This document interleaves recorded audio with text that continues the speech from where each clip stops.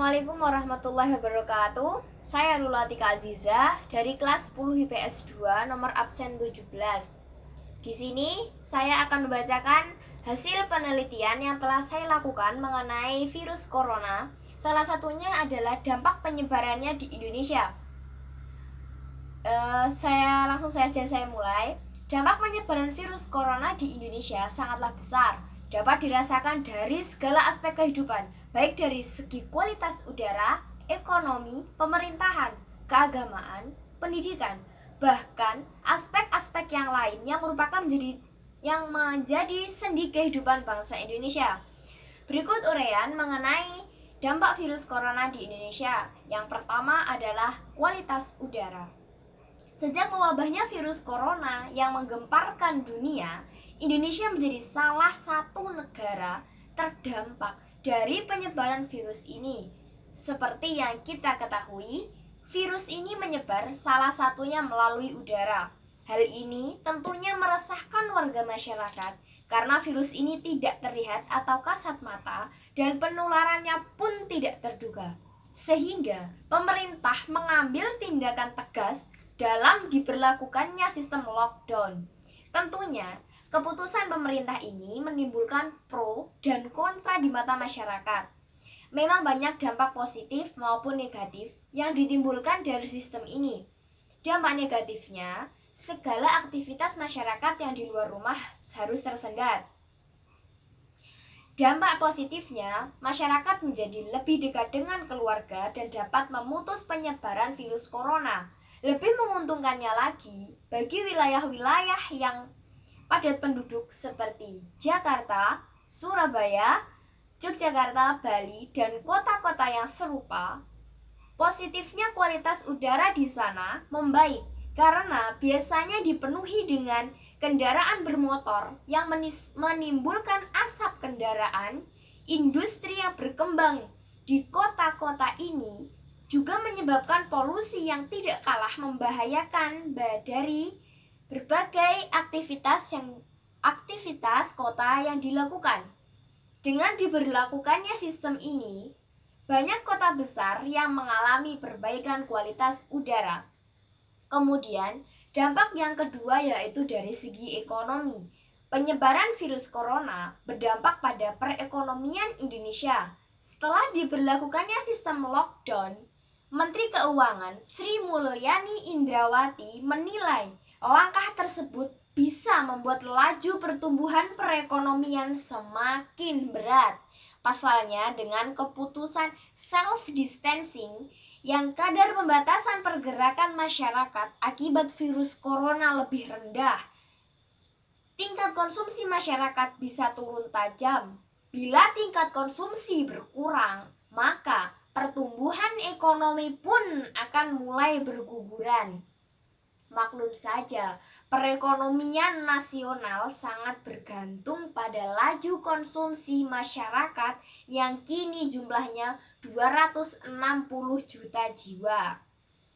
Lockdown akan sangat memukul laju ekonomi Indonesia secara jangka pendek. Hal ini karena kota dengan kasus terbanyak virus corona ialah Jakarta, yang merupakan pusat pemerintahan, bisnis, dan perdagangan Indonesia. Sementara kota-kota lain yang juga memiliki sejumlah kasus corona merupakan kota-kota di Pulau Jawa yang lagi-lagi menjadi penggerak roda ekonomi dalam negeri. Apalagi dengan sekarang diberlakukannya PSBB atau pembatasan sosial berskala besar, lebih menyedihkan lagi bagi para kaum karyawan karena mereka harus terancam di PHK karena penutupan pabrik yang merupakan tempat mereka mencari pangan. Rupiah dan bursa saham pun ikut terimbas virus corona. Pada 20 Maret 2020 pukul 5 waktu Indonesia Barat, nilai tukar rupiah terhadap dolar Amerika Serikat menyentuh level 16.200 $273 Amerika Serikat. Presiden Joko Widodo meminta Bank Indonesia terus melakukan upaya untuk mengembalikan stabilitas rupiah. Menghadapi melemahnya perekonomian dalam negeri, Bank Indonesia telah mengeluarkan berbagai kebijakan untuk mendorong pertumbuhan ekonomi dan menjaga stabilitas pasar keuangan. Badan Usaha Pariwisata dan Manufaktur menjadi bidang usaha yang paling terdampak akibat corona. Pasalnya, stimulus perekonomian yang dilakukan oleh pemerintah dengan memberikan diskon di sektor pariwisata tidak terlalu berdampak signifikan, sehingga terus dibuat kembali stimulus perekonomian yang lain yang menyangkut beberapa aspek-aspek lainnya untuk mendorong laju perekonomian di Indonesia meskipun virus ini terus menghantui rakyat-rakyatnya untuk tetap di rumah. Sektor yang juga bisa tak selamat bila self-distancing bahkan lockdown adalah usaha mikro, kecil dan menengah atau UMKM khususnya untuk pedagang kaki lima. Bisa kita ketahui saja, apabila pedagang kaki lima satu hari saja mereka tidak mendapatkan upah atau mereka tidak mendapatkan penghasilan, dari mana mereka akan makan, dari mana mereka akan mendapatkan uang untuk bisa menyambung kehidupannya. Itulah yang menjadi PR berat bagi pemerintah saat ini dengan maraknya pandemi corona di Indonesia. Yang ketiga yaitu dampak yang ditimbulkan dari corona adalah pemerintahan.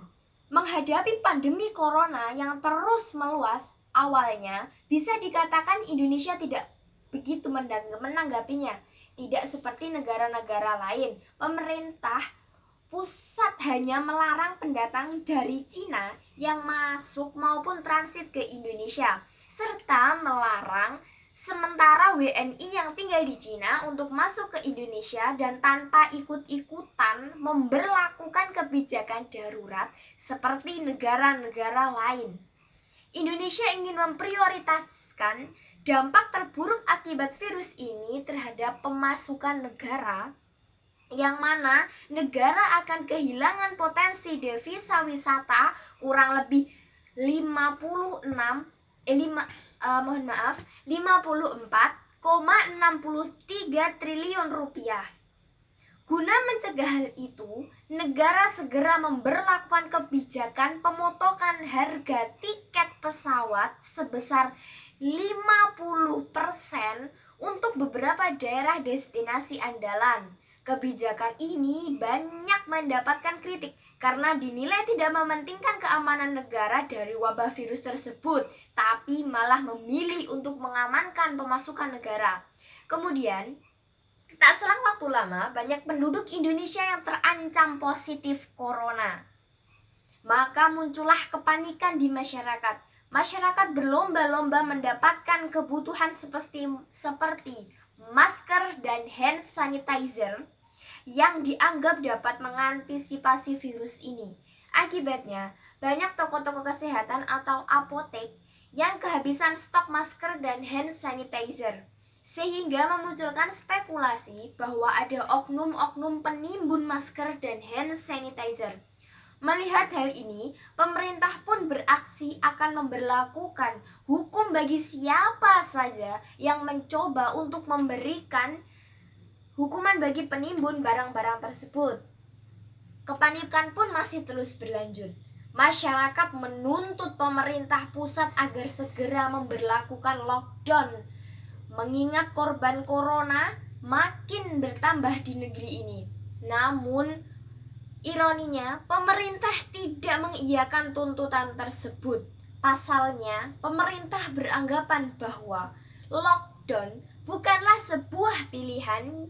Yang terpenting ialah mencegah penyebaran virus ini dengan cara mengurangi mobilitas masyarakat.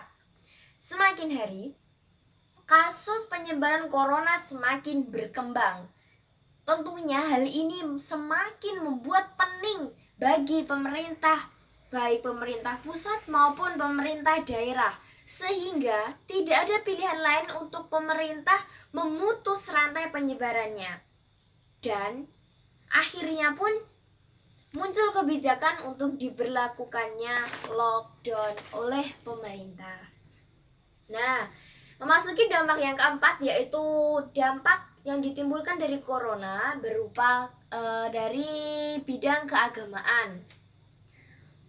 Virus corona tidak hanya merenggut ribuan nyawa, tetapi juga mengubah tata cara kehidupan manusia, salah satunya di aspek keagamaan. Sudah beberapa minggu belakangan ini, kegiatan keagamaan di luar rumah atau di luar ruangan dialihkan di dalam rumah, seperti sholat berjamaah di masjid. Biasanya masyarakat yang melakukan sholat jamaah di masjid kini tidak dapat melakukan aktivitas itu. Terus seperti lagi pemujaan di gereja-gereja, para pendeta juga menghimbau para jemaatnya untuk melakukan ibadahnya di rumah, karena untuk menghargai kebijakan pemerintah bahwasannya untuk menghindari kerumunan masyarakat. Selain dari agama Islam maupun Kristen, semua agama yang ada di Indonesia juga memberlakukan sistem yang sama, yaitu mengalihkan kegiatan yang semula di tempat-tempat ibadah seperti di masjid, gereja, kuil, dan lain sebagainya, itu dialih tempatkan di rumah. Namun, kebijakan pemerintah ini menimbulkan banyak penolakan dari masyarakat. Pasalnya, ada ibadah-ibadah yang tidak bisa dilakukan sendiri, harus berjamaah. Seperti contohnya di agama Islam. Sudah hampir 1 bulan, lebih malah, masyarakat Muslim Indonesia secara global tidak melaksanakan sholat Jumat. Padahal sholat Jumat ini diwajibkan untuk umat laki-laki kaum muslim.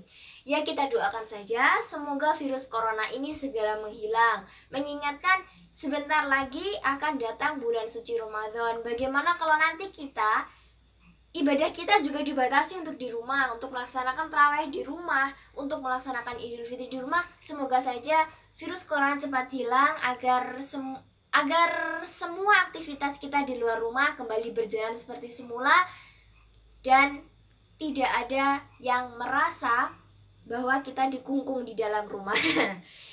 Yang kelima adalah dampak yang ditimbulkan dari corona, yaitu pada aspek pendidikan.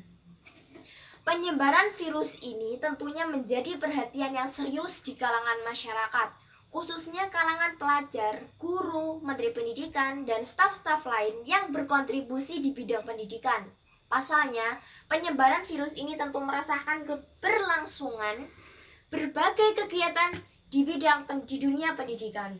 Jika pandemi corona terus meningkat, maka sudah dipastikan dampaknya terhadap sektor pendidikan juga akan semakin meningkat. Dampak yang paling dikhawatirkan adalah efek jangka panjang, sebab para siswa dan mahasiswa secara otomatis akan merasakan keterlambatan dalam proses pendidikan yang dijalaninya. Hal ini berakibat pada terhambatnya kematangan mereka di masa yang akan datang. Nah, yang keenam adalah aspek sosial. Menurut beberapa referensi, virus corona atau COVID-19 menyerang sistem pernapasan manusia. Mungkin kita pun masih ingat pada kerabat virus ini beberapa tahun lalu sebagai penyebab SARS dan MERS yang dinyatakan berasal dari hewan lalu menular ke manusia. Virus corona tergolong sadis karena dapat mematikan dan dapat menyebabkan luka permanen pada paru-paru pasien yang sudah terinfeksi dan sembuh. Secara umum, bila ada yang mengalami demam, flu, batuk, sesak napas, dan dalam batas waktu yang tertentu, ia adalah salah satu gejala penyakit dari COVID-19, maka harus ada kewaspadaan dan kerjasama yang baik dengan keluarga atau rekan kerja selama beraktivitas di dalam rumah, di ruang kerja, dan di dalam lingkungan masyarakat. Keberadaan COVID-19 mematikan ini telah banyak menyita perhatian dunia. Penyakit ini menggerakkan para kepala negara untuk cepat tanggap dan peduli atas keselamatan rakyatnya. Hal ini dapat kita lihat dari berbagai pengumuman untuk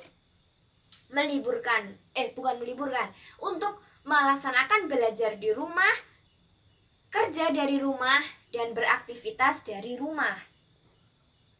Peraturan atau kebijakan yang telah ditetapkan oleh pemerintah tentunya menimbulkan pro kontra di mata masyarakat. Namun, dari segala sektor yang paling merasa dirugikan dari adanya virus ini adalah dari sektor perekonomian. Nah, dapat kita ambil kesimpulan dari penelitian yang telah saya lakukan dan penelitian yang saya paparkan tadi, bahwasannya virus ini memanglah sangat berdampak besar bagi kehidupan masyarakat, khususnya di wilayah Indonesia. Karena yang kita ketahui saja, masyarakat itu tidak hanya beraktivitas di dalam rumah, tapi mereka banyak beraktivitas di luar rumah, bahkan kehidupannya pun banyak di luar rumah. Jadi dengan adanya virus ini mungkin mereka akan merasa bahwa kehidupannya juga ada yang berkurang. Nah, semoga yang dapat kita lakukan adalah dengan tetap melaksanakan himbauan dari pemerintah dan jangan pernah menyepelekan apa yang telah terjadi pada saat sekarang dan jangan pernah menyalahkan siapapun. Nah, itulah yang dapat saya sampaikan mengenai dampak dari penyebaran virus